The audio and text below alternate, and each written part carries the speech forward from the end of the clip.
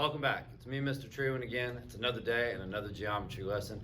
So we're going to be moving forward today with something called conditional statements. And our book has a nice presentation on all these things and gives some really good explanations and has some great examples. So for this purpose, I probably won't be in the video too much. I'm just going to be kind of standing on the side, reading a little bit to you and explaining a few things. So what I need you all to do is be out there ready to write down some notes on a piece of paper, or if you have our workbook, write those notes in our workbook. And we'll be using, as usual, that first page of our workbook. So here we go. So today we're going to look at something called a conditional statement. Now, everything in chapter 1 so far we have learned about is kind of like the building blocks of geometry. We've learned about some of the key terms called points, lines, planes. We've learned about some of the definitions that we use a lot, like midpoint, partition, length, items like that. And then we also have this next concept that we're going to look at called a conditional statement. Now, we use conditional statements for one real main purpose in this class, and that is to help us write a definition of something. So when somebody asks you to explain something and you give them a definition, if you were to use a conditional statement or make a conditional statement out of it, you might be able to understand very quickly whether or not when you explain something to somebody, if it's very clear. So a conditional statement has an if-then aspect to it. You probably hear these all the time from your parents. If you clean your room, then you can go to the mall. If you do this, then you get that. Well, we're going to look at those statements today because each of those statements has two parts to them. They have a hypothesis and a conclusion. So I'm going to leave this up here. I'm going to let you read it, and then I want you to make some notes in your book. And so I'll take a quick pause.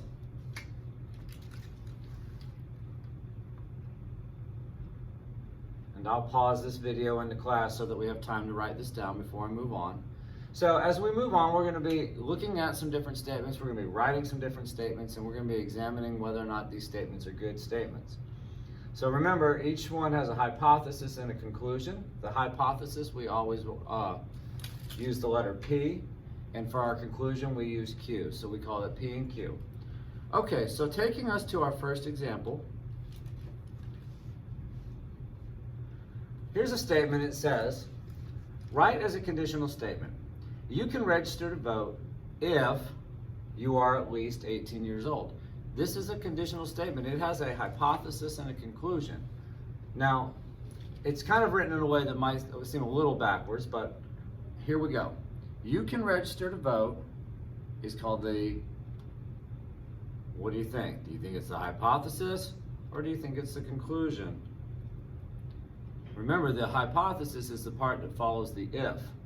The conclusion is the part that follows the then. Now, I understand that in this sentence you don't see a then, but you definitely have an if. So it says identify the hypothesis and the conclusion. Okay, the hypothesis. The hypothesis follows the if, and it gives the condition. If you are at least 18 years old would be your hypothesis. Your conclusion is the outcome. You can register to vote.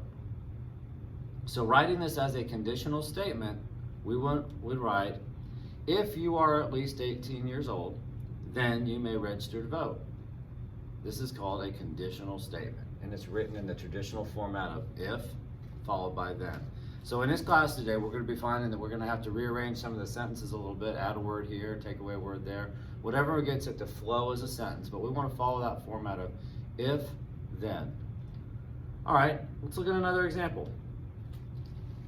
A square must have 4 congruent sides. Okay, sounds pretty good. Later on, I'm going to tell you how we can make that sentence better, but right now it sounds pretty good. So a square must have 4 congruent sides. So let's create a hypothesis and a conclusion. So let's take a look at the hypothesis. The hypothesis is that a polygon is a square.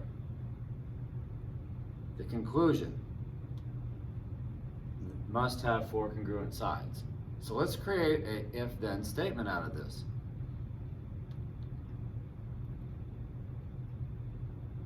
If a polygon is a square, then it has 4 congruent sides. This is a conditional statement. All right, moving on. Let's try some on your own. So here we go. Let's take our first one. We're going to talk about this in the class here, and we're just going to stop for a moment, and we're going to try to make this into a sentence. So I'm going to take a break here for a moment. Our first one is a triangle with all angles congruent is equilateral. Okay, and then our second one that we're going to try in the class is Alberto can go to the movies if he washes the car. So we'll be pausing in the classroom for this one.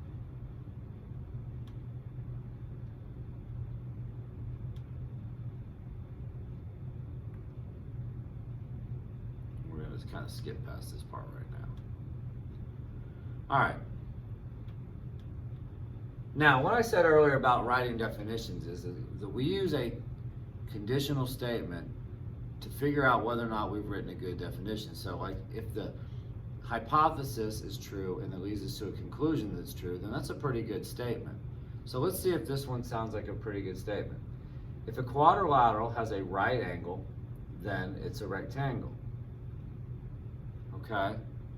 Well, I have a problem with that because it's saying that if you have a right angle, then it's a rectangle automatically. That doesn't sound like the best definition to me, because if I think about that, aren't there other shapes that have a right angle? I mean, what does a square have for all of its angles? And by the way, I know we don't talk about it much, but trapezoids, some trapezoids have a right angle. So when I say a quadrilateral has a right angle, then it's a rectangle, that is not a very good statement. I should probably rewrite that statement, maybe come up with a better definition, something that's a little more accurate. So when I say, what's the truth value of this conditional, I say this has a false truth value. And then whenever you say something's false, you're asked to provide some sort of feedback or some sort of proof, which we call a counterexample. So for example, for a counterexample to this question, I would say, well, that's not a very good statement because squares also have right angles, and so do trapezoids in some cases. So that's called my truth value as false, and my counterexample would be something like saying the square and a trapezoid that have a right angle. So we're going to have to do that a lot. So if we're ever asked for a truth value, remember that's just the item that you thought of that makes a statement wrong. Okay, let's go down the page a little bit here. If X is a midpoint of AB, then X lies on AB. So they're saying if you're the midpoint of a segment called AB, then you have to be on the actual segment. That's a good statement. I don't have any argument with it. I mean, if you're the midpoint of the statement, then midpoint of the segment, then yes, you would have to be on the actual segment. So for truth value, I would give this a true. No argument there. Okay, moving on to the next one. Let's go down.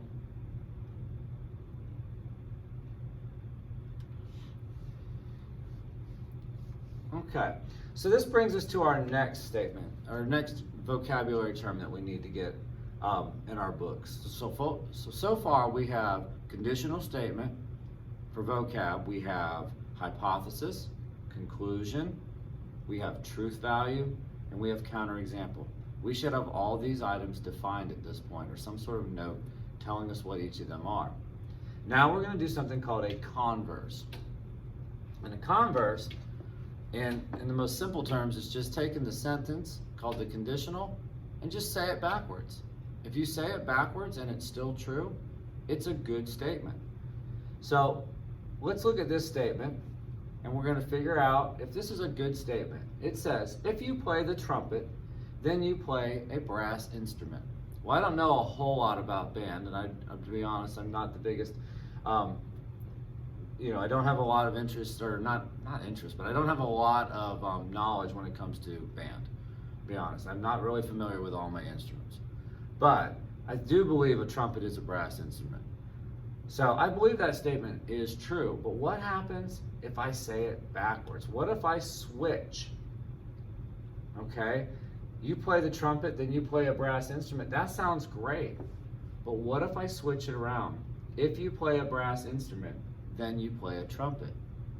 Well, I'm pretty sure that that is not true, because I have a limited knowledge base of band instruments, but I'm pretty sure there's more than one brass instrument. So when I say if you play a brass instrument, then you play the trumpet, I don't think that's false. I think that's a false. For counterexample, I'm going to go to like one of the few things I actually know to be true. I think there's a trombone as a brass instrument, and it's definitely not a trumpet.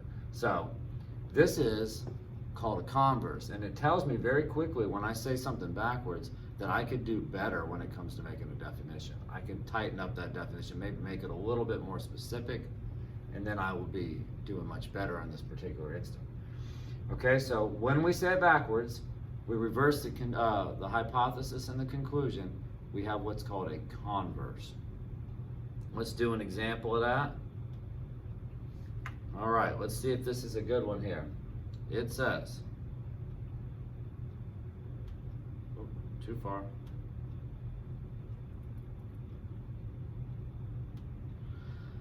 If a polygon is a quadrilateral, then it has 4 sides.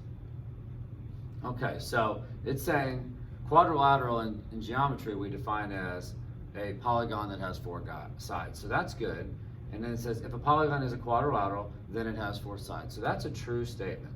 Okay, now let's say it backwards. Let's make a converse statement. Let's say that statement by reversing the hypothesis and conclusion. If a polygon has 4 sides, then it's a quadrilateral. That's true. That's a good statement if you say it backwards. So it says, determine the truth value of the converse of the conditional. So reversing it, if a polygon has 4 sides, then it's a quadrilateral. That's a good statement. All right. How about this one for you guys? If 2 angles are complementary, then their angle measures add up to 90. I'm going to let you think about that one for a moment. I'll probably pause this video and we'll talk about it. But overall, we are going to stop at this point today. I think this is a good stopping point. And tomorrow we're going to pick up with the second half of this called biconditional statements. So that's it for today. Wrapping it up, it's going to be a little bit of a short lesson, a shorter lesson for us and a shorter video, and this will be the only video for today. So have a great day. Let's get some of this stuff done in our book and maybe start our homework tonight.